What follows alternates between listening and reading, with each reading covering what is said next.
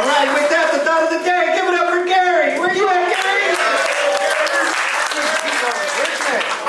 Hey, good morning, fam. My thought of the day will be on, there's this old saying, I don't know exactly who was by it, but it's fear itself. My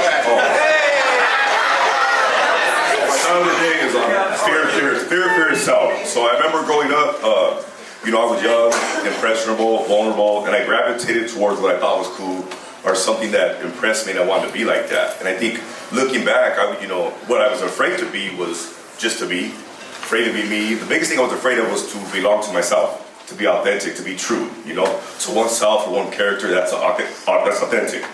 And I remember growing up, I was in a really, really hostile neighborhood, 4 rival gangs, there was gang violence on a daily, you know what I mean? And, so I wanted to be like them because they got respect and people feared them. And I didn't want people to see how afraid I was just to be me. And I say this to say is, a lot of you guys have met my brother, he's on a violation. And I didn't realize the impact that I had on his life just from gang violence and being who I became, right? And, or the identity I created. And he wrote me a letter, he goes, hey man, you know what, I want to tell you something. And I told him not to write me, man, because I knew it was a lot of emotions there that we haven't touched on. And I knew that I was afraid to address it, you know what I mean? And when I say fear itself, what I was tired of was being afraid. And the only thing I had to fear was fear itself. When I stopped being afraid, it was like, wait a minute. The only thing you have to be afraid of is fear. But when you step out of that, there's nothing to be afraid of. It is what it is. So my brother wrote me and he told me, he goes, hey, growing up, I didn't watch anybody else. I watched you and I wanted to be just like you.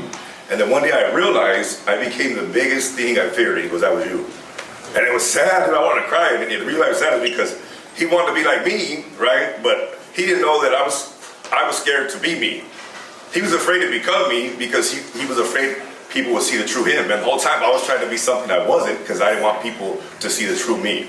So I say that to say is the day I decided to just belong to myself, everything just made sense. And then I stopped being afraid. I don't care what it is, shoot it, it's dark, uncertain, whatever it is. GP, you got more to meeting, okay, you thought of the day. I don't feel comfortable and I don't like being afraid.